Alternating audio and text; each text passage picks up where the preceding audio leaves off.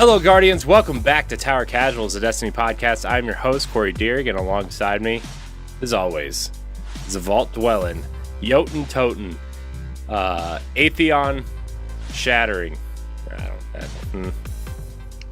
Hero of Time, Josh Finney. Hero of Time, I like that.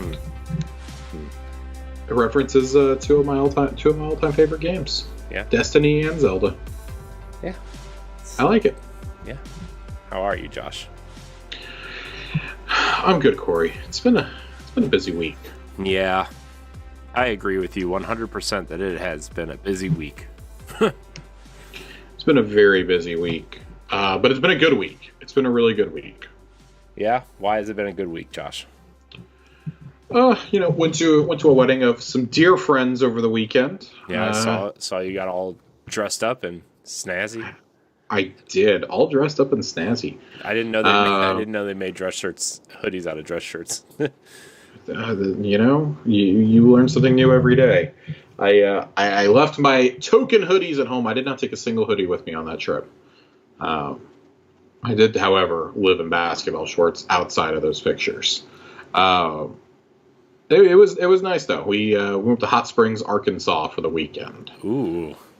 Yeah, it was an interesting drive, but I've told the story on a few other pods at this point. You can find it elsewhere. Don't want to derail our conversation already. Derailing is what we do best, Josh. I'm getting tired of reliving almost being in an Eli Roth-esque horror movie. Other than that, though, no, it's just been a consistently good week. Got that. Got some not last minute, but the final preparations for a long-awaited vacation taken care of this week. So saw a whole lot of money go out of my bank account for plane tickets and Disney World tickets. So in about 50 days, I guess, I will be dining with the Earl himself. Yes. Josh will be casually sandwiching. I will be casually eating a sandwich. I'm gonna buy extras too to bring them home with me. Nice. We're staying at a hotel literally next door to Earl of Sandwich. You said you're staying at Saratoga, right? We're staying at Saratoga Springs. For those of you who are concerned, who are confused about what I'm talking about, I'm going to Disney World the first week of September, right after Labor Day. I'm going for about 5 days with my girlfriend and some very dear friends of ours. I've ordered a Backbone controller for my phone so I can play some Destiny on the go. Are you going to be doing some strikes while you're standing in line for Tower of Terror, Josh? You know what? I might go to the tower when I'm waiting for Tower of Terror. That'd be hilarious. We'll be 2 weeks. We'll be 2 weeks removed from the Witch Queen reveal though when I get on that plane. We're leaving on Wednesday morning, Wednesday the 8th. So I joked about how I was going to stay up all night to do my reset activities, so that do them during the day on Tuesday and then stay up Tuesday night and just play all night and then sleep on the plane. And my girlfriend was not happy about that proposition. But it's just the plane. Well, I was like, no. I was like, if I do that, though, I was like, I don't have to play it all the week that we're there. And she was like, you and I both know that's a lie. You have Game Pass on your phone now. You're going to be playing it. I was like, you know what? You have a good point, because Psychonauts 2 comes out the day after the new season launches. It's true. It's true. So Psychonauts 2 may be my vacation game this year. Very interesting. Along with Lake, because Lake comes out right before then, too. Yeah. Very excited. Very excited. Going to be a great fall for games. Yeah. Very excited for Psychonauts 2, by the way. Yeah. Very, very... Oh, God. We're only a couple weeks away from Psychonauts 2. How crazy is that sentence to say out loud 16 years later? Isn't it... Side tangent. Isn't it crazy how Microsoft was the original publisher of Psychonauts and then pulled out, and now they just own Double Fine? Yeah, I mean that's a crazy story. Like, if you don't know what Microsoft was supposed to publish it, they pulled out. And it was the last game I think that Majesco ever published. Yeah. Before they went under, and Rip Majesco. When the game went to digital marketplaces, at least for the Xbox, Microsoft was listed as the publisher even before buying Double Fine. So just some kind of crazy trivia that Tim Schafer's just kind of bounced around for 15 years, and, well, now he's at Microsoft. Yeah. Well, you love to see it. I'm very, very excited for that. Flight Sim, of course. Ghost of Tsushima Director's Cut. Halo, Forza. which we might great. Might talk about Halo a little bit at some point this long season. Yeah, before we jump into the 12, I kind of want to address how the back half of this year is going to go. We're through the first 6 months. Our episodes lately have been a little short. There's not a whole lot to talk about during the summer. Not only is it summer, which is traditionally the slowest time for Destiny, but this summer is especially slow because there's no moments of triumph right now.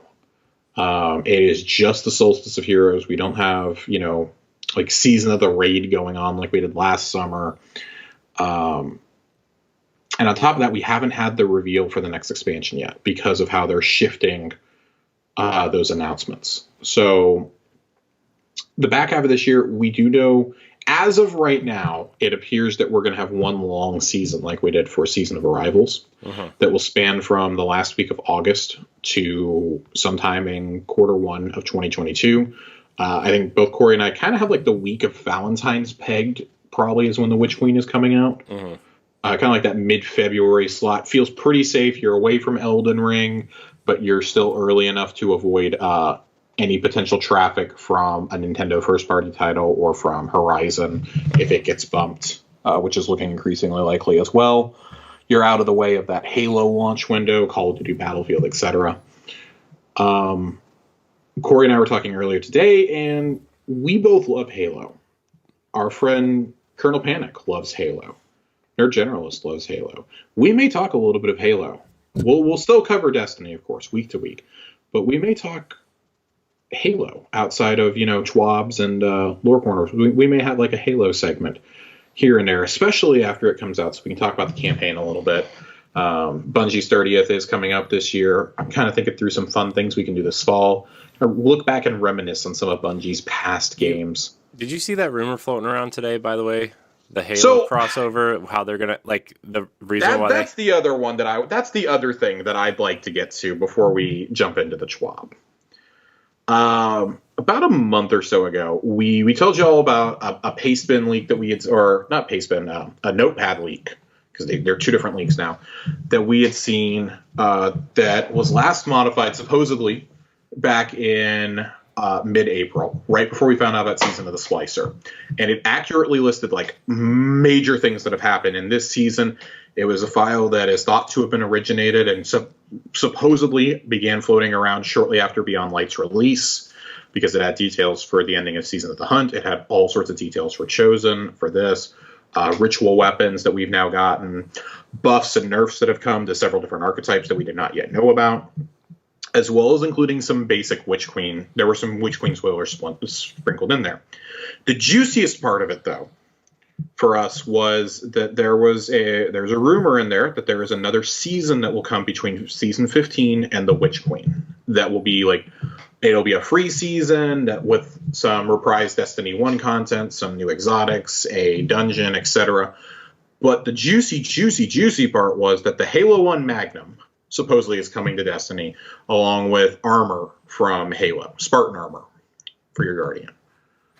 This new leak, I'm going to pull this up because I think we have truly jumped the shark with this one personally. Yeah, it seems a little out there, but also we've seen weirder things happen. We have seen weirder things happen. There's two things. So we're going to address it. This is the note. So we talked about Notepad. This that we're about to talk about is a Pastebin leak. And there's a line at the end of the Schwab that I want to bring up first, and it's Damaged. The community manager wrote it. He says, regarding the Witch Queen reveal, we'll get there soon enough, cryo sleep or not. Bungie definitely knows that this whole Pastebin and Notepad these leaks are floating around. I don't know if this is just him joking around, which it probably is. But I'm gonna pull the Pastebin up, and we're gonna talk about some of the just absolutely ridiculous things in this because it's a very long week. I'm gonna try to stay away from anything too spoilery because if this ends up being true, I have basically blown the next couple of seasons and the next expansion for myself. But that supposedly the next season will be called Season of the Lost. New match-made activity called the Shattered Realm. Some obviously major story beats, just kind of lining up with some previous things that Corey and I have thought about. You know, Dreaming City, preparing for Sabathun's arrival, the 15th Wish, things like that. Trials of the Nine Weapons, coming back to Prophecy with random rolls, which would be big. We've talked about how we not only do we want to see those, but we want to see reasons to go back to these activities we don't do anymore. And adding 6 weapons in would be a pretty big deal. That supposedly this will be the last hurrah for Warmind cells with a big nerf planned for that season. Crossplay obviously coming. Is crossplay coming the first day of the season, or is it coming like a couple weeks in? So they outlined it in the Schwab this week that we're going to find out in the coming weeks. I personally think the smart thing to do is launch the season and then drop crossplay maybe a week or two in, just to make sure you have all cylinders firing. Or at least get another cross-play test in. I do think they're going to probably try and do a Crucible and a Gambit test before this is all said and done. Yeah. Supposedly 2 new exotics. One of the things that is in here that does give a little bit of credence after today's Schwab talks about we already knew strikes were going to have a reputation counter, but Infamy has been tuned to be quicker, 10 hours for a full reset.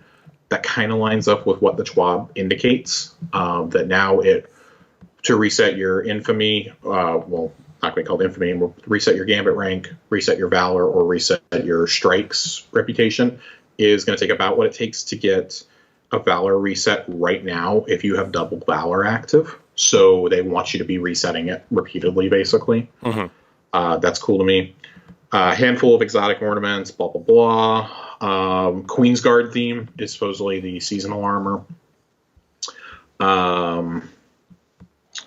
Ritual weapon is a rocket launcher. Don't know what I think about that. And then playlist weapons, supposedly a scout rifle, sidearm, and a shotgun. Again, I don't know really how I feel about those. I mean, I'm all. It's all well and good with a good scout rifle, but like, right. I don't know. I feel like they need to find something else at this point.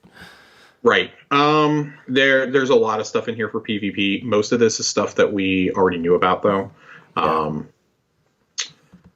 then we get to the juicy thing, the filler season, season 16/filler season. Juicy. Yeah, juicy. That there will be a new dungeon at some point with a Thorn-themed armor set with Destiny 1 weapons, including AS Luna and the Matador. But this is the one where I do not believe this at all. I think this completely jumps the shark, and we're going to talk about this one for shits and giggles, because up until now, and I think even the Thorn theme and the Destiny 1 weapons coming back, totally plausible. We've had plenty of Destiny 1 stuff come back at this point. Bungie 30th Anniversary Pack, supposedly releasing on December 21st. New PvP mode, no abilities, weapons only, called Hardware, which I've been asking for forever. 4 new PvP maps, 2 brand new, 2 from Destiny 1. 2 secret missions. Buyable pack between 15 and 16. That is where the Magnum would supposedly be. Dungeon with a unique exotic, unvaulting D1 content. Lots of exotic quests, weapons, armors, celebrating Bungie, so Halo and Marathon tie-ins. And this is my absolute favorite part of this, and Corey and I are going to have a great laugh. Weapons from past Bungie games. They have gone beyond the Magnum leak now, which was already pretty unbelievable, but I could at least buy it, given how much Bungie loves hand cannons. God. The Sniper from Halo as an exotic heavy. Oh, okay. The Gravity Hammer from Halo. The Battle Rifle from Halo. The CE Magnum, which, by the way, the Battle Rifle and the Magnum, it says, would both be legendaries. And the Sniper and Gravity Hammer will both be exotic heavies. Oh, God. I want to know I would just want to say, not if you put the Magnum in this game. To me, the Magnum would be an exotic for sure. Yeah, if that's not a fucking exotic, and if this is actually real, hypothetically, in like the 0.001% chance that this is real, like there's just no way. The shotgun from Marathon, grenade launcher from Paths in Darkness, Claymore from Myth. Halo weapons will have a new recoil frame, increasing hipfire and in-air accuracy. Possible that there are some weapons and gear from Oni as well. This is and then this. If that already was not jumping the shark, this absolutely is it. A private bubble in the plains of the Nine, acting as a scavenger hunt for strange coins. When you've accumulated 23, you can go to Zur and buy the Gallarhorn. There is no humanly possible way. The Season Pass armor is supposedly Oni themed. Halo themed armor for each class. I do not, if this, and this is the only part of the Halo stuff that I think is remotely accurate, is Halo themed armor for each class. But I don't think that this is right in how it says, because if you do Halo themed armor and it's not Spartan armor for all three classes, you're going to have a riot on your hands, frankly. Yeah, I almost feel like that they would be universal ornaments at the. You would hope so. Like, be the only ones that can cross classes at that point. Yeah. It says that the Hunter would have ODST armor. The Titans would be dressed as Reach Spartans, and Warlocks would be Arbiter themed. Which makes no sense to me. I wouldn't, dude. If say it's true, like. And you're going to have a riot on your hands. God, if Warlocks got Arbiter, are you kidding? No. Dude, if Hunters get fucking ODSTs, dude. Yeah. Like, you're not even going to give us the Emil set? We already have his helmet, for God's sake. Yeah. 2 secret missions, both Halo themed. I think the way you would do it is, like, take all of the named characters and just put those armor sets on different characters, right? Like the Buck set, or like... you know, I guess Locke at some point, or any of the Noble team, or Master Chief, or Blue Team, or whatever. Like, you take those armor sets and you put them in different classes. You don't just, here's a random ODST armor set for your. Do you like the CQB armor for Hunters or something? And I mean, like, Warlocks, like, I feel like that's the trickiest one to do, right? Yeah. In terms of, like, Spartan armor, I don't know. I'm sure there's something you can do, like, give them, like, the big thrusters on the back or something. I don't know. But I mean, you could. Yeah.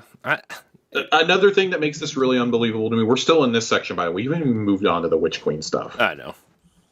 Supposedly there will be a 30% off sale in the Eververse. I don't believe that for a second. That's a big sale.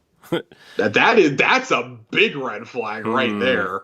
Who got high and wrote this? I want to know that question. I want to know who got people to actually believe this, because this actually got reported on and the earlier one did not.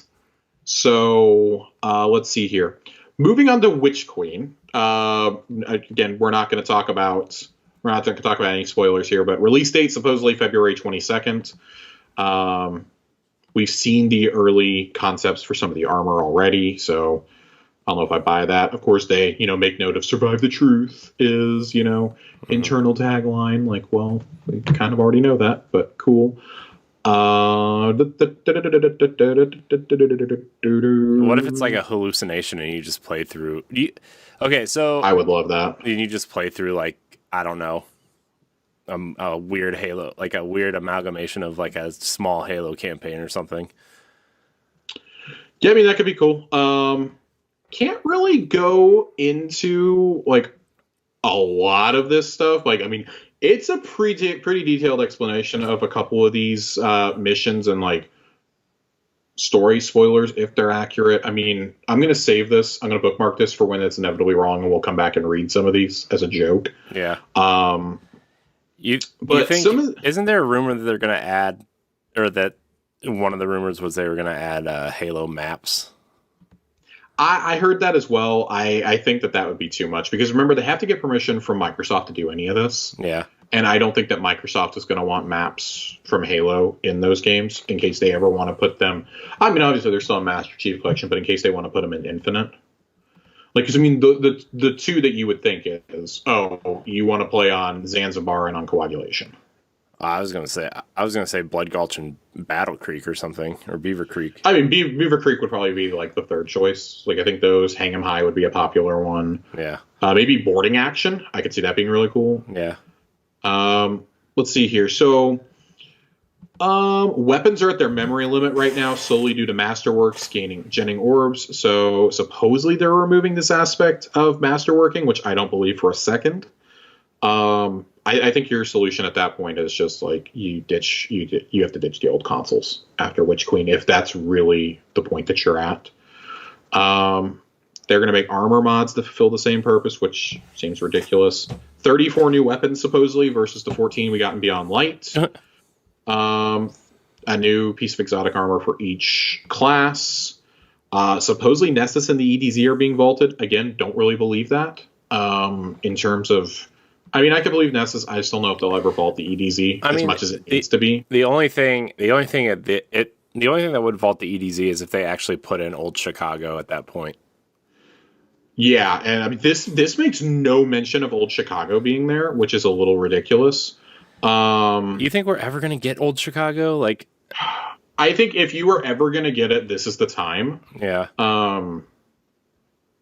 Like I don't, and that's the one. Like, there's so many people convinced we're getting it, and I have yet to see evidence that says we are getting it. It is playing into the Trials lore now, though, so who knows? Mm-hmm. And it was one of the zones they did want back in Destiny 1, and they couldn't figure out how to make it work. Mm-hmm. It was supposed to be a Hive-themed zone. Guardians have gone missing there for generations now. It's possible. Another Hive-themed zone. I mean, it makes sense with the Witch Queen, right? Yeah, you're definitely getting it with the Witch Queen. But I mean, like, if we think about it, like, how many Hive-themed, like, planets do we have right now?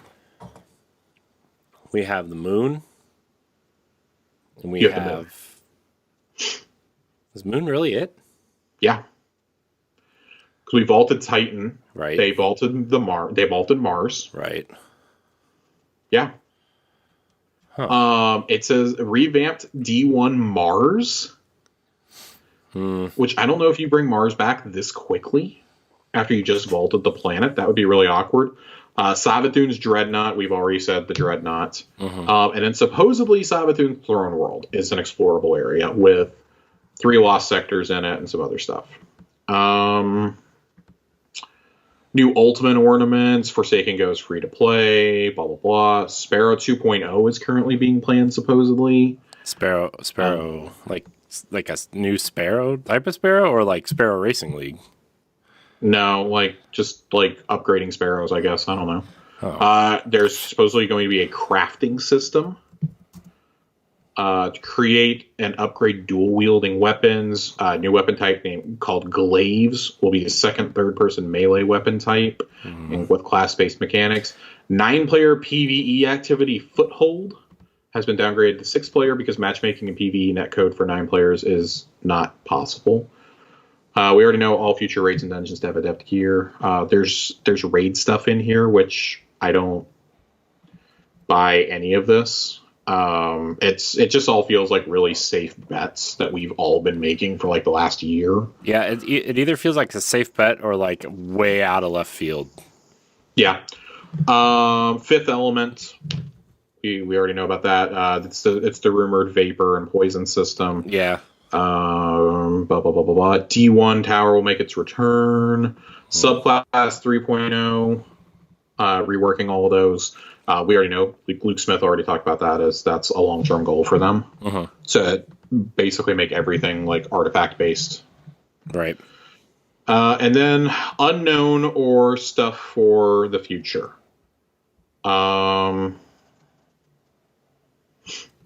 Public LFG in the tower at some point, 60% more sniper flinch. D1 raid reprise in year 5, dependent on the success of Vault's reception. I think Vault has been great. Something else that like kind of makes sense to me out of this is a champion overhaul and a plan to make Trials reward system comparable to the Deepstone Crypt.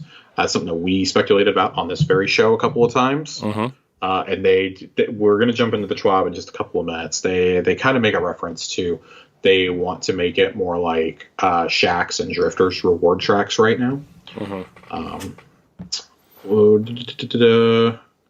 Other things that could happen, where power levels, or they're talking about limiting power levels. Iron Banner rework. There's a shitload there. I don't even know where to start with it. Reads more like patch notes, honestly, at that point, except for an Iron Lord title. Meant to be as hard as Flawless and Conqueror to earn. Mm. Yeah, I don't like that. New perks throughout the year. So they do say 2 specific perks. So we'll talk these. Grenade Buckler, grenade kills reload weapons magazine and grants bonus damage for a short duration. And Who's Next? Reloading after a kill greatly increases target acquisition and ADS speed. And then a new title as Weapons Master. Requires all weapon kill triumphs and is guildable. This is... Overall, I don't buy a lot of this. Frankly. Yeah, I don't either. I don't buy a lot of this. I think it's fun to talk about, fun to speculate. We're staying away from the story spoilers, of course, because on the off chance that some of this is right or close to being right, we don't want to spoil that for anybody else. And I was trying my very best to not read those. Yeah. Myself. We will be able to verify if any of this is accurate in about a month. So, I mean, we might come back. Like I said, I have this bookmarked. We may come back and revisit this. Yeah, I mean, if that secret season gets announced once we get there, like, we can talk about some of this stuff. But it's so far-fetched. I mean, we'll know if the secret season is happening. We will know on the 24th of August. Yeah. Because I mean that's the biggest indicator. If this or if the original leak are correct, we will know on the 24th. This feels like a very fan fiction version of the original Notepad leak that we got, which honestly, this kind of reinforces to me that original leak could be very accurate at this point. Mm-hmm. They had very specific information, and they weren't going out on a limb like this one. Yeah. If this is accurate, this is the biggest leak we've ever seen in the game. This is bigger than the pre-Forsaken leak that happened from Anon the Nine. It's become something of a legend in Raid Secrets and on Destiny the game. Because somebody literally just dumped so much information about Forsaken about a month and a half before the game came out, and then they never came back. But they were right on everything. Mm-hmm. Absolutely everything. Yeah. That's the kind of stuff, like, of course, has to be taken with a grain of salt. This particular one is being debunked by a lot of people who have very enthusiastically said they feel that the other one is correct, which... I always said my only hang-up with that leak was the Magnum. Yeah. I still think that that's the big red flag. And in that one, it's more of, I'm putting this in here to see if you're actually paying attention. And, are you reading line by line, or are you just taking the most sensational details and talking about those? And, of course, that's what everyone's been talking about is the Magnum. Yeah. Not about the other more consequential things in there. So we'll see. It's a matter of time. Yeah. But that is this week in fake Destiny leaks. You're not getting a gravity hammer. You're not getting the Halo sniper. I hate to break it to all of you. You're not getting those. Mm-hmm. If you want those, there is a game called Halo Infinite coming out this year, and there's a wonderful thing called the Master Chief Collection that you can go play right now. Yeah. It's simply not. If you did those as ornaments, like if you did the sniper as an ornament for like Darcy, I would understand that. Yeah. Or like if they had put the I mean, these all sound like they could be ornaments for other weapons. Like and I would welcome those. Like if you gave me the proving hammer, right? From season 14 or season 13, excuse me, from Chosen. If you gave that to us as a weapon, if we had already had that as a weapon, I would say, yeah, I could see the gravity hammer being an ornament for it. Yeah. But I think they distinctly want this to be their own thing. Like, I don't rule out there being an emblem or an armor set at all. I do think that those two things are, like, almost locks to happen. Yeah. But I think that the rest of this is just wishful thinking, and like this is the kind of stuff that I talk about when I get like drunk at 2:00 in the morning when I'm like playing Trials. This is the kind of stuff that we talk about, and I think even that is more grounded in reality than what we just read to you. Yeah. So, but I feel like, let's see, if the Magnum was going to be a hand cannon,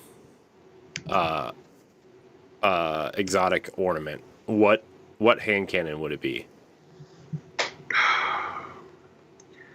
See, like, I feel like it would have to be a legendary at that point, then. It would have to be an ornament for a legendary hand cannon. You think? You don't think it would be for, like, I don't know. I feel like Last Word, almost. Just the Last Word, so that's the thing, though. Last Word doesn't fire like the Magnum. No. So, for that reason, I don't think it will, because such a big part of the Magnum was the scope. Yeah. So, I don't think that would happen. It would have to be its own weapon. And again, that's the one thing, like, if that was like something you guys a reward for getting to like level 100 in the season pass, I could see it being a thing. It just stinks to high heaven. I don't think it's happening. I think it's too fanciful. And I mean, really, like, you're going to put all these other fake things in there, but you're not going to say like, oh, they're going to give us an elite energy sword. Right. That feels like saying that you're going to get Prophet's Bane feels like the easiest thing to say here. Yeah. So. Oh. Well. Yeah. Josh, why don't we just move on into some real? I want to move into the tangible. I want to go to the TWAB. That has been your side excursion into the rumors plaguing the Destiny community this week. This week's TWAB, it's short, but it's got some juicy stuff here about the future of ritual activities. Which is pretty exciting to me. This is the first tease that we have of Season 15. Like I said, we're about 4 weeks out from the full reveal. By the time you're listening to this, we're about 4.5 weeks out, I think. But the steady climb towards reputation and rewards is something I've come to love in Destiny over the last few seasons. A reset can fly by while playing with a group of friends, but other times I could get stuck trying to finish out my Gambit challenges. Even so, having a direct way to grind out Ascendant Shards was a welcome change with the release of Beyond Light. This week, we're going to have the Rituals lead to walk you through some changes coming. And this is Alan Blaine, who's the Rituals lead, talks a little bit here about just kind of the history, what they decided to do with the changes last season and this season and whatnot. He says, these are some of the changes we can expect in Season 15. In Season 15, Ritual reputation systems on Shaxx, Drifter, and Zavala will be known as Crucible, Gambit, and Vanguard, respectively. Infamy and Valor names will be retired. Glory will continue to live as the competitive Crucible reputation system. We're also introducing Trials ranks in Season 15. More about that in a future TWAB. Thank God. Just let me keep my tokens week to week, guys. I'm getting really irritated not being able to hold on to those tokens. We're also rebalancing all ranking systems to have progression times that are similar. Our goal is to let players reset Vanguard, Crucible, and Gambit ranks faster on average than Valor currently allows. There will no longer be ritual-specific rules that impede progress, which means no more you must win Gambit matches when you are going for the reset. Great. Thank God. We are removing win streak bonuses in exchange for activity streak bonuses. So for those of you who remember in Destiny 1 when you used to get a bonus when you would hang out in the Crucible or the Vanguard playlists, you'd get extra rep the more that you played. That's what they're doing here for all 3 activities. Good. Bring it on. I like it. Reputation bonus weeks have been standardized to 2-time multipliers when active. And bounties will no longer provide reputations as rewards, but will primarily focus on XP. We took a long, hard look at how long it would take for players who win nearly every game to reset their reputation versus players who lose nearly every game, and tuned it so that the total time taken to reset is only around 2 times instead of the 3 to 4 times now. Overall, we expect 2/3 of your reputation to come from simply playing activities. If you win matches in Crucible or Gambit, you still reset a little bit faster. As we mentioned, Glory will continue to live as our competitive Crucible reputation system and will also retain win streaks for faster ranking. We do not have any specific plans to share on Glory right now, but we are looking at opportunities in future seasons for updates. I want to talk about these before we jump into Vanguard ranks, because that's the other meaty topic in this. This is a very welcome change, I think. This is something that I've literally been saying since Forsaken came out, that it took way too damn long to reset your infamy. Yeah. Oh, yeah. It's a nightmare. I'm working on that challenge right now of 16 Gambit ranks, and let me tell you something. I equated it to grinding my balls on a cheese grater earlier tonight, because I said I had to pick which poison I wanted to do. Did I want to do that? Because I have 3 challenges left I need to do. I have to do some combination of the 2 remaining expunge, or the 2 remaining expunge related challenges that I have, the 2 Nightfall ones that I have, and reset or 16 ranks in Gambit. I tried playing Gambit earlier today. I played 3 matches, won all 3 on a 5-win streak, did my bounties, and I am on Mythic 3 right before. I haven't even hit the Legend rank yet. Jeez. And I only went up about a little over a third on the wheel today. That's ridiculous. That is absolutely absurd. I literally was like, I'm done. And then I saw this, and I was like, I'm done playing Gambit. I'm not touching Gambit anymore outside of 1 challenge I do have to complete. I need to do 2 Arc and 2 Void matches, and then I'm done with Gambit until this new system is in place. I have barely touched Gambit the last 2 seasons because it has just become such a slog. Before, it was slightly tolerable when you could load into, Gambit Prime, or you could do regular Gambit for a change of pace. And Gambit Prime was fun because, we all had full sets of Gambit armor, right? Yeah. Gambit, in reality, has really been a slog for about 4 or 5 seasons for me. And it's a shame because I really do like the game mode. I think it's a great mode. They just haven't found that sweet spot. It needs a lot of TLC right now. Yeah. It clearly has the changes they made to it. The mode's largely been the same since it came, with a few tweaks here and there. But holy shit, I'm so tired. The thing that really kills it for me is the maps. Yeah. I am always on Nessus, into EDZ, or on Mars. Mm-hmm. I cannot do it anymore. I'm so tired of playing the same 3 maps. They vaulted 2 maps last year in a mode that already only had 4 or 5. I think there was only 4 at that point. 5. There were 5. There was 1 on the Tangled Shore and there was 1 in the Dreaming City. Those are the 2 that they chose to vault. I don't understand why they chose to vault them, though, if those areas still exist. And that was the argument a lot of us had. Because, the Crucible, if anything, maps, Mars should have been vaulted. Because the Crucible maps are still there. Right. So, why would you... that always bothered me, too. Is if the... yeah. I don't think you should be vaulting, that multiplayer content anyway, especially if you don't have that many maps. But, if you're going to vault something, vault the maps that are supposed to be gone in the lore, right? It's not great. I've become really disillusioned with Gambit. I still like to play a fair amount of Crucible. I wasn't complaining about it nearly as much as other people. Yes, Crucible has been a little bit of a slog the last season or 2 with just how rampant Fell Winners and 120 hand cannons have become. Mm-hmm. And Stasis until about... and Stasis, frankly. Just that trifecta made it really unpleasant to play until about mid last season. Yeah. I have actually really enjoyed playing PvP in recent months. It kind of depends on the mode, but I can usually hold my own with almost anything I choose to run now. There are obviously things that are way better than what I use, but I can usually finish 1st or 2nd on my team in a regular control match or a momentum control or Iron Banner or something like that. I'm enjoying Trials again. Trials has the least amount of stasis I've ever seen, but it has about a 3,000% more Jotuns. Right up your alley, then. People have figured out my secret, man. Everybody's Jotun toting these days. I think overall, these are going to be really good changes going forward. I just hope they take it away to where to reset my Valor, I don't have to go back to the tower. That is really, really aggravating. Mm-hmm. And they say it a little bit farther down, I think. Like, if you want to be, or they said it was either here or Damage said it on Reddit, one of the two. If you want to dip out and go to the tower to get bounties or to pick up rewards from your postmaster or whatever, that does not impede your streak. You can do that and still jump right back in. Oh, that's good at least. You will lose your streak if you leave a match early. Yeah, so if you quit out or if you start a new activity up. So for people like me with like really finicky internet, I'm looking forward to losing my streak all the time. Yeah. Don't lose your streak, Josh. Oh God, dude, I'm not looking forward to that.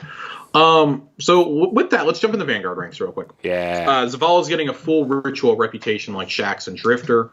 Vanguard tokens are being retired, so make sure to spend them before Season 15 begins. I will be spending a couple weekends coming up doing that just to get shards and cores. I just don't know how many I can sit through. I did about 6 or 7,000 Crucible tokens before I just gave up. Yeah. And they got rid of the rest. I have significantly less Vanguard tokens, but alas, I'll still be using them.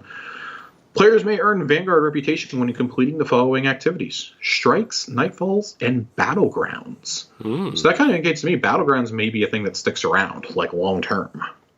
Just change it up for next year or something. Kind of like that. Really wish that when you have those, they would also add in the seasonal activity. Because I see that as like Vanguard operations in a lot of ways. I feel like you should get some Vanguard Reputation for doing those. Yeah. But I don't know. For those looking to take on a challenge, Nightfalls give different bonuses based on completion medals, which can be earned through high scores, defeating all champions. Bronze, silver, gold, and platinum medals grant reputation bonuses, and Nightfalls grant reputation multipliers, depending on the difficulty of the Nightfall selected. And you will have a full reputation reward line similar to Shaxx and Drifter. Powerful rewards every third rank and an Ascendant Shard when resetting for the first time. Cool. I mean, you guys already know what to expect then. I think all of us can agree that those are way better than they were before this new change. Oh, yeah. I don't ever pick up my normal legendary Engrams, though. I don't even bother with those because they're like 20 under level and I just don't care. Yeah, I don't really care either. It's annoying when I go to turn in like tokens or whatever to Zavala because I ran my Nightfalls or whatever. And it's just like, man, this is like, why at this point? Like, well, I'm not even talking about that. I'm talking like on Shaxx and Drifter, because every time that you do even a minor rank up with them, like you go up like from Mythic 2 to Mythic 3, right, you'll have a legendary Engram just hanging out there. I have like 50 of them sitting on Shaxx that I haven't picked up yet this season. I wish they would just I pick up my primes that they give me because those actually help. Right, but I mean, like when you're talking about when your reputation goes all the way across, they just give you another Engram. Yeah.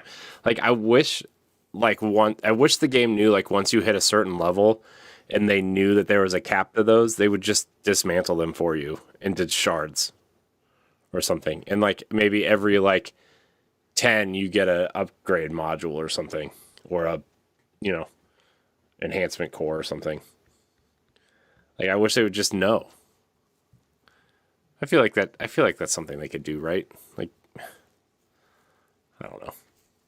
Right. So activity streaks and reputation bonuses. The longer you stay in Vanguard activities, playlists, or direct launch, the larger your streak bonus is. You can leave the matchmaking queue to snag bounties from the tower or go to the helm without worry of losing streaks. Quitting activities or going AFK for extended periods of time will invalidate your streak. So, blah, blah, blah, blah, blah. Zavala will be doing week-long reputation bonuses similar to Crucible and Gambit. Ritual weapon quest and ornaments. Next season, we are moving the ritual weapon and ornaments to the reputation reward tracks of Vanguard, Crucible, and Gambit. As players increase their reputation during the season, they'll work towards unlocking the weapon and respective ornaments from each vendor. We're also opting to update seasonal challenges, removing things like In It for Infamy in favor of challenges to earn ritual weapon rewards. I would have to look at what exactly that challenge is. But I almost wonder if that is the the multiple ranks you have to do. Yeah. Yeah, that's what it is. I'm looking at the list right now. Earn infamy ranks. Thank God. Thank God that's being removed. Because I think they saw an overwhelming amount of people skip it last season. Yeah. Oh my gosh, yeah. And I mean, like I said, I equated it to like rubbing my nuts on a cheese grater. So to be crass for a minute. You got some fresh that's Parmesan how bad it's there, getting. Josh? You got some, do what? You got some fresh Parmesan in there? It's essence of Gold Bond. This is the one that, and this is a pretty big section. It's the last section we got here. Grandmasters and Conqueror gilded titles. This is where I've seen a lot of the outcry be today. Everybody pretty much agrees with everything else. But on this one, some of the improvements season over season that they've done, masterwork material drops, adept weapons and mods, title gilding, blah, blah, blah. It's never been easier to get the pinnacle and artifact power needed early in the season now, with just plus 10 power seasons, and the addition of a catch-up node, which currently appears during the final 3 weeks of a given season.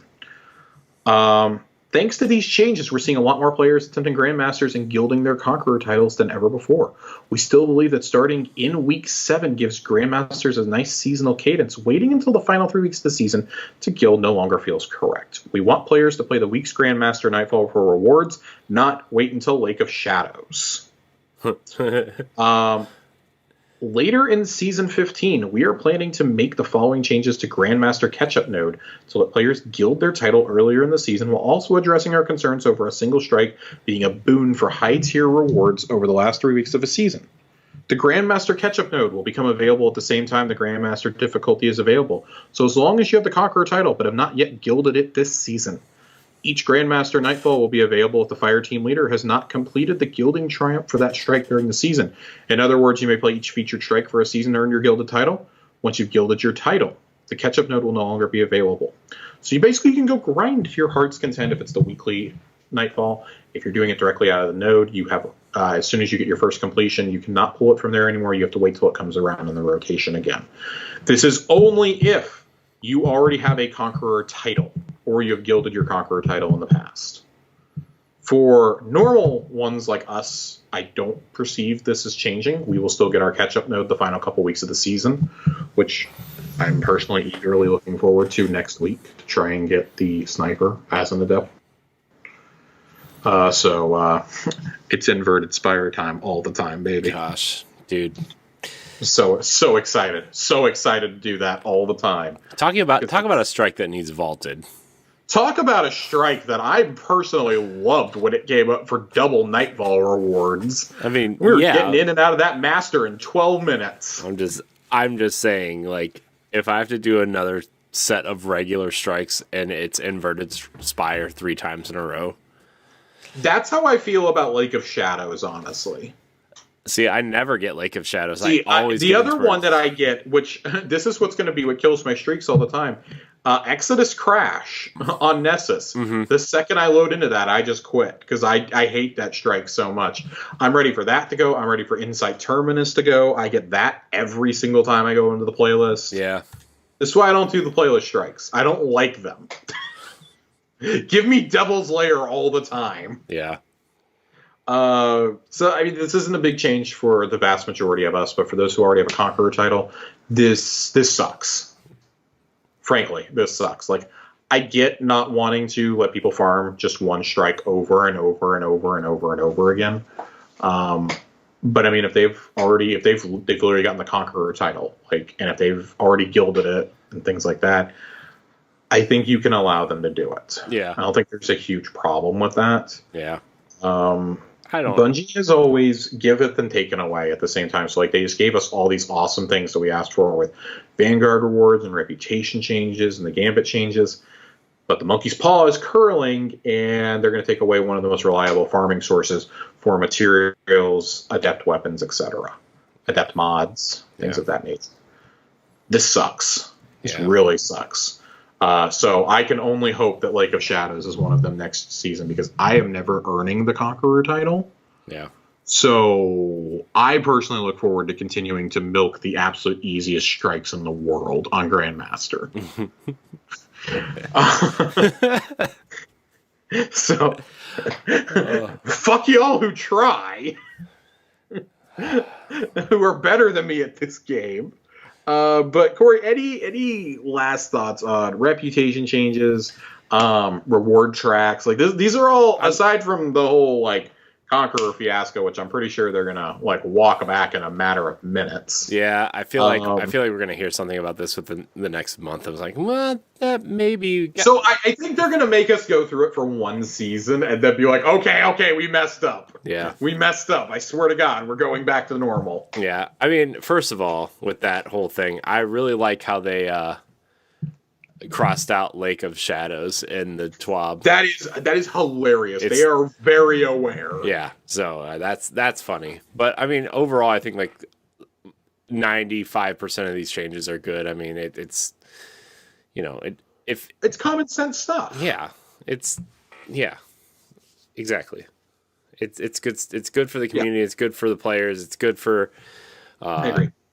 It's the whole casual players can go in and do some stuff, or the hardcore can grind, and it's just making it easier for everybody, so I like it. It's good stuff. Yeah, I really like it, because I mean, if they didn't address seasonal challenges this week, I think I am going to circle around to those next week. Yeah. Discuss that a little bit. In It for Infamy was the one I was going to be like, this has got to fucking go. This is terrible. This is not fun. I mean, you complained about it last season too. The I complained about it last season. Because wasn't it the Gambit ones didn't stack?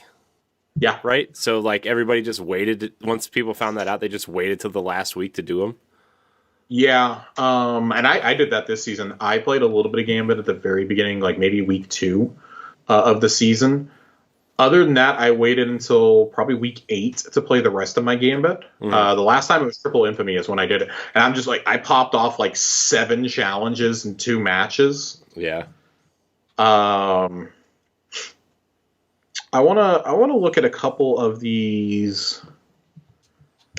I'm looking at some of these comments from Damage. I want to make sure that I'm not misinterpreting some of his comments in the TWAB. Removing rep from bounties is a nice change. No longer having to switch up the loadout and potentially perform worse is something that's greatly appreciated. Totally agree with that, by the way. Especially in things like Gambit. Like, because I don't know if you guys know, but playing as a Void Hunter in Gambit and trying to do the Void ability kills bounty fucking sucks. Because kills of things that are tethered do not count. Yeah. We have to kill solely with grenades or with spectral blades. And that spectral blades sucks. Yeah, it really sucks, dude. It's terrible. That just really sucks. Yeah. So I really like that, honestly. The only concern I have the changes to Grandmasters is that it'll never be the easy Nightfall that you can farm ever again. Yeah. Because like we saw with Inverted Spire earlier this season, okay, they gave us double Nightfalls. I expect double loot to, like, for example, this season, I expect it to probably come back around, maybe even next week for Warden of Nothing. Yeah.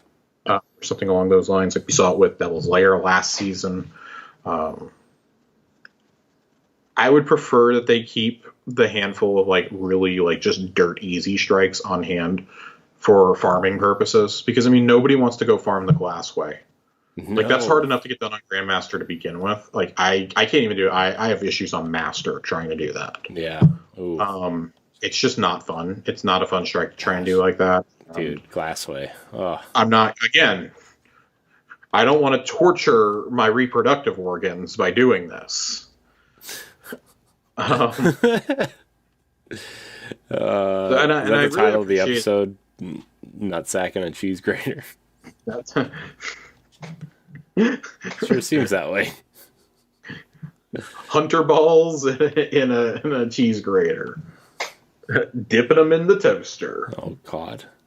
I do really appreciate this. This is the last thing we're going to say about the TWAB. We're going to move on after this.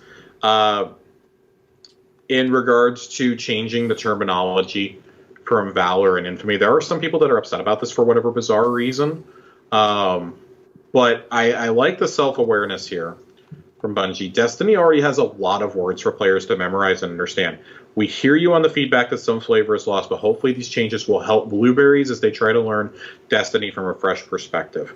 Because the exact exchange that's described up here is stuff I have literally had to talk to either new players or friends who are returning after a couple of years or something like that. Wait, so Valor is from Crucible, like all of Crucible, but Glory is only from competitive? Trials is competitive, right? Do I get it from there? No? Okay, Infamy is Gambit, but what's this new Vanguard stuff called again? And what about the vendor over there? Like, I have had these exact conversations before. Yeah. And I feel really bad trying to explain it to people because it doesn't make any sense. Right. So now you can just say, go to Shaxx, go to Drifter. Like, okay, because it's literally going to say Crucible rank up, Gambit rank up, which is what it should have said from the beginning. I get why they gave it flavor, but this is a game with a lot of things to take in. This is, I mean, it's an FPS that wants to be an MMO, and it's doing a very poor job at that part of it. But as a result, it's got a lot of stuff for an FPS in it. When a lot of people who play FPSs, no offense if you are a part of this crowd that enjoys it, but if you play Call of Duty or Battlefield or like Halo, it's just shooty, bang, bang. Like, there's actually like abilities and like loadouts and like, I don't know, like, you know, supers and subclasses and elements and all this stuff you have to think about, and like all these modifiers on higher end activities the farther you go. You know, there's fucking puzzles to solve in raids. Like, there's certain things you see them and you just know to shoot them because we've shot them so many times. You know, like the Vex cubes and Expunge. Like, this is a good thing, I think. I think this is a nonsensical change to get upset about. Yeah. But Corey, if we're moving along, we have one final thing to get to tonight. Yes, let's do it. And that's Lore Corner. Lore Corner. Josh, you want a little bit of Tower Casuals lore? Hit me with some Tower Casuals lore. We've been doing this for 50 episodes, Josh. And we didn't lead off with that. No. That's fine. Look, I think... 50 episodes, guys. 50. Look, 50 episodes is a great milestone, right? Like, we talked about it, a couple months ago, where we had actually... like, 6 weeks ago was actually our 1-year anniversary of this show or something. Yeah. But I think 50 is a great milestone. But Josh, you and I have been part of so many podcasts that have hit over 100 or 200 episodes that it's, you know, this is like 50 episodes is like the first step. This is the baby of the shows that we've done. Yeah. Yeah. Which is good. I mean, frankly, like 50 episodes for any podcast is a milestone because so many fall apart in the, you know, the 20s and 30s. Yeah, I think the average, like, I read some ridiculous stat maybe like 2 or 3 years ago at this point that the average podcast ends after 9 episodes. Yeah. So. Like, people think they have a good idea and then it doesn't.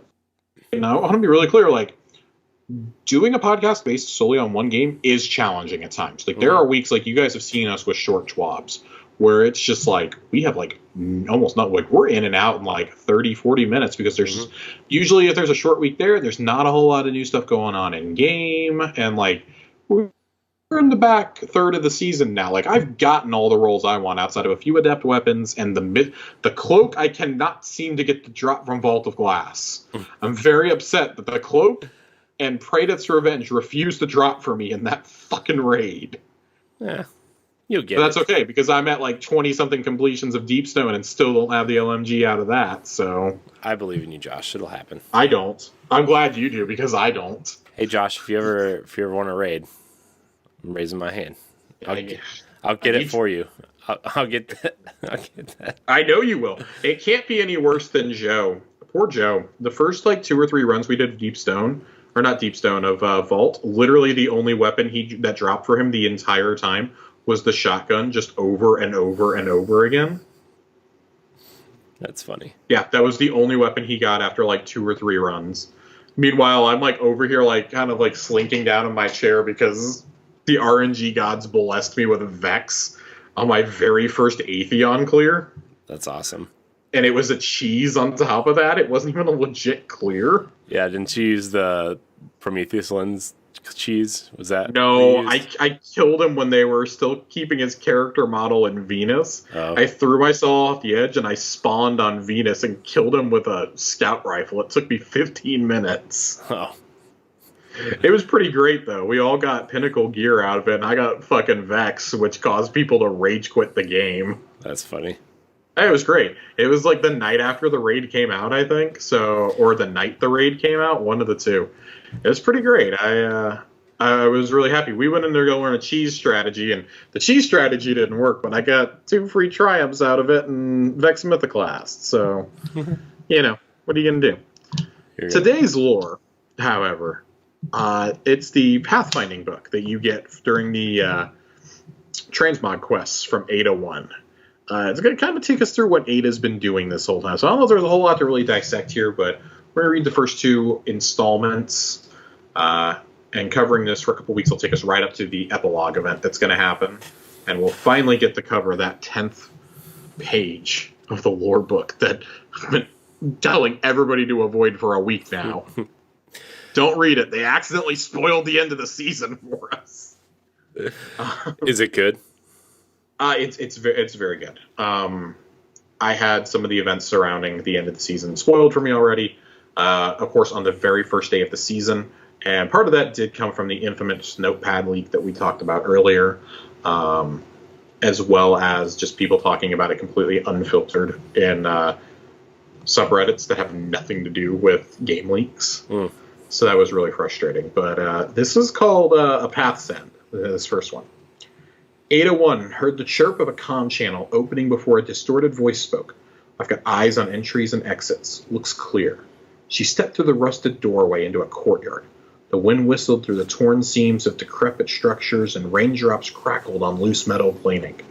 She walked through the muddy soil and stopped where the Berguzia Forge used to stand. Curses, Ada spat.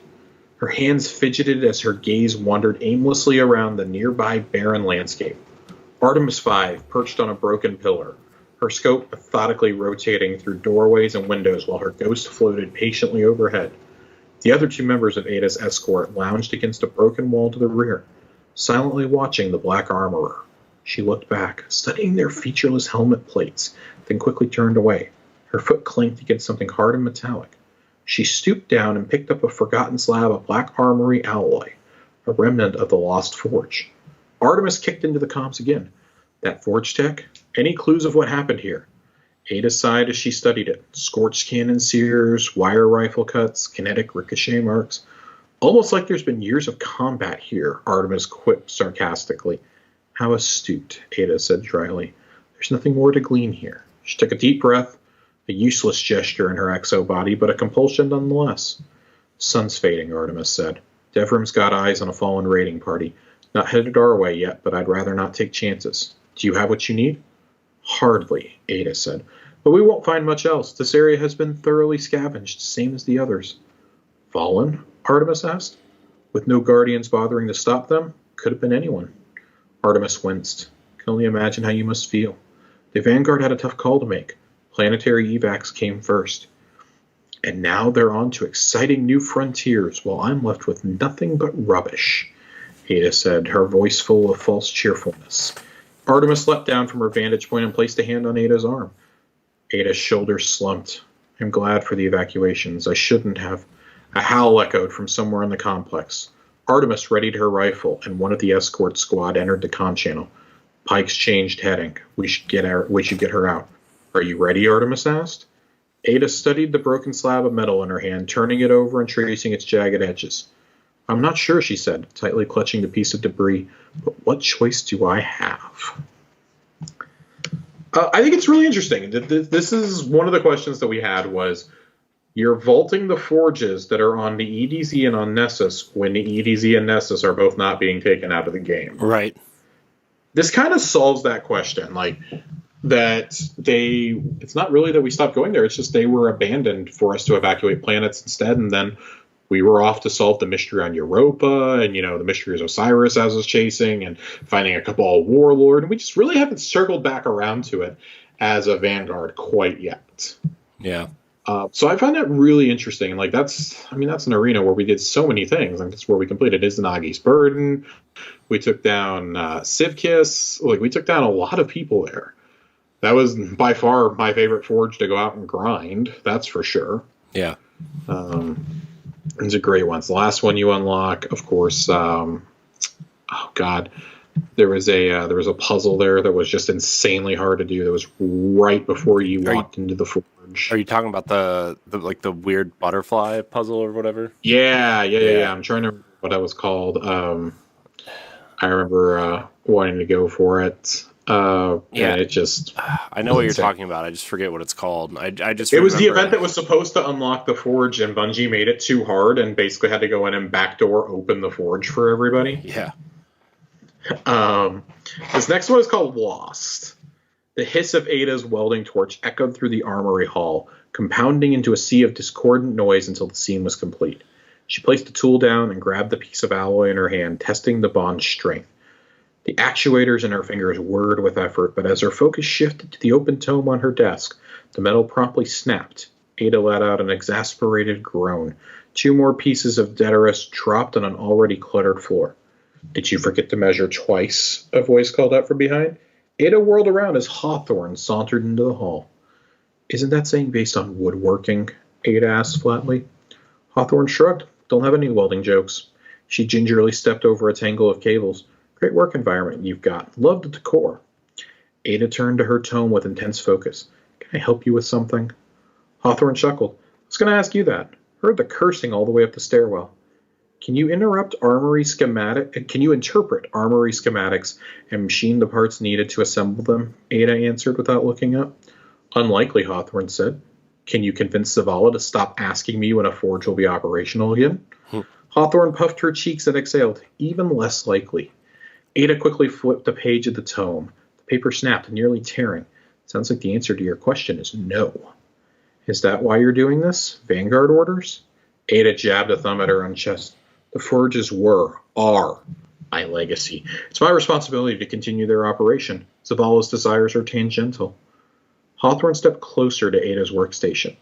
"Help me out here. I'm not super familiar with your illustrious organization's history. Was the armory born of a dream to have the world's greatest gun oven?" Ada sighed. "The armory was founded to stand against the darkness, to shield humanity when we couldn't count on others to do so. The forges were simply the tools we used." "So much for that grand plan. The pyramids rolled in, and last I checked, Mars is still missing. Titan, Mercury." "Did you come down here solely to antagonize me?" Ada snipped. All right, Hawthorne pleaded. "Look, I know we aren't friends or anything. I'm not sure if you have any of those anyways." Ada glowered. "Right, sorry," Hawthorne said quickly. "The thing is, people around here talk a big game about putting humanity first, but then it's all Guardians all the time." Ada nodded. "The devotion to Lightbearers can seem fanatical. But you're not like that, Ada." Ada shook her head. "I appreciate the sentiment, Soraya, but I'm not sure how that relates to the forges." Hawthorne leaned on Ada's desk. "I think your voice is important to have around here. I want you to succeed, but you might be holding on to the past too tightly." Ada scoffed. "You presume to tell me how to carry the armory's legacy?" Hawthorne gestured to the forge memorabilia strewn around the hall. "Not at all. But your founders didn't wake up one day with forges on the brain. They started with a problem and then designed a solution as only they could." Ada turned, her eyes thoughtful. "And you're suggesting I'm starting with a solution instead, limiting my view?" "I'm saying I would understand if it was hard to let go of all this when it's all you've ever known." Ada nodded. "The idea of leaving the forges behind is admittedly unnerving." "I get it," Hawthorne said, "but the old methods aren't working. Maybe it's time to carry your founder's legacy in your own way." Ada was silent for a moment. "I should get back to work. Thank you for your advice." She jutted her arm out in a stiff handshake gesture. Hawthorne chuckled and clasped her hand around Ada's. "Good luck, but maybe try to keep the noise down, okay? It bothers my bird." Again, just a little bit more, like we've kind of been wondering what Ada's been doing for, a season or two while she's been, had her part of the tower closed back off. Mm-hmm. It's not especially exciting, but it is interesting to see Hawthorne interacting with her. You know, it's not the person I would expect. I would have expected, Zavala or Ikora or even Drifter to come in and make quips at her. Maybe send Saladin or Shax down to talk to her. Not Hawthorne though. Hawthorne just kind of came out of left field. Like hell, I could even see the Bray sisters going to visit. Yeah, but it feels really weird and. It does, she does have a point. Like, we had to abandon the forges. Like, what do you do when that's all you've ever known? And Zavala wants a forge operational as soon as possible. Like, cool. So forges are clearly coming back in a future season. That's nice to know. I wonder if we'll get new ones. God, I hope so. Yeah, real tired of looking at those ones. But all joking aside, though, I do think it's not hugely impactful to our overall story, but. It is a nice side story, I think, to know what exactly she was up to. Yeah. And is up to. Because all this takes place before Season of the Splicer, chronologically. Yeah. So. Yeah. Hawthorne is still an interesting character. Because, not super interesting, but, she's another character. Enough. She's another character that hasn't had anything to do since the Red War ended. She gives me my clan bounties, I guess, so that's cool. But how do you even bring her back into the story? Like, I don't know. I feel like there's some NPCs that just serve no purpose, but they're still there because they've existed before, and she's definitely one of them, and I just don't know how you bring people like that back into relevance, Right. So that's just me. I agree. Don't get me wrong. I would love to see a storyline. Maybe she actually becomes a guardian or something of that nature. Maybe she is the one element that ends the Civil War where she's murdered or something by Savathun or one of the raid bosses eventually or something, and we all have to realize that there's a bigger enemy out there than each other at some point. I don't know. It's just fascinating plus she's interacting with Ada. Does she become involved in the Forge now? I don't know. I think that'd be cool because she's a character that we don't get to see a whole lot of. She doesn't have a ghost. She's not a guardian. She could offer such a unique perspective to this game. And she does, to be fair, during the base campaign, during the Red War. And then they just kind of abandoned her character. Look how long it took us to get rid of her meme line. Right. About the Red War being over. Dude, it had been almost 4 years when we finally got rid of that. Right.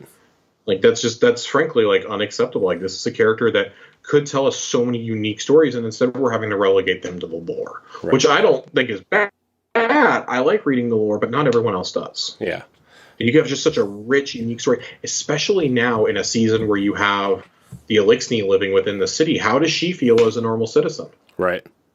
Who's lived in the wild? How does she feel about any of this? And, we don't fucking know. Yeah. Who I'm sure, her, whatever kind of camp or tribe she's been a human tribe that she's been a part of has, been attacked by Fallen probably many times. What does she think? What does Devrim think? Yeah. So, I want to see that story. I want to. Yeah. I don't want to just read about these stories. And I get it. There's so many stories we want to see on screen that it would just be impossible for them to tackle every single one. But there's a couple out there that would be okay, why don't we have this? Even if it's just one of those little. I don't know. I don't want to say slideshows, but the one that we got about Saint, right, with the art that they've been doing in these cutscenes recently. Even if it's just something like that, Right. I'm sure that you could put a small team of animators on something like that and tell the story, right? I feel like you could. I agree. I definitely agree. Corey, get us out of here. All right. Well, Josh, thank you for your time tonight on this episode of Tower Casuals, episode 50. Hopefully we are talking about episode 100 at this point next year. Unless Josh gets a super cool job. And even then, we'll sneak you in here. It'll be fine. Right. Yeah, so thank you guys for watching. You can follow us at Tower Casuals on Twitter. If you listen on Apple Podcasts, please leave us a nice rating and review. It really helps us out. I want to remind you that Tower Casuals is on your podcast feeds every Thursday night after we record. I will try to get it up as soon as possible. Josh, where can we find you? You can find me on Twitter at Josh_Finn, 2 N's. You can find me on the last couple episodes of Q List, talking about How I Met Your Mother, the legacy of that show. And, here every Thursday. Yeah. You can find me at I am CoreyNHD on Twitter. You can find me hosting the Boss Rush podcast. You can find me on various other things on the internet. I want to thank everybody for watching and or listening. And until next time, we love you. Goodbye. Goodbye.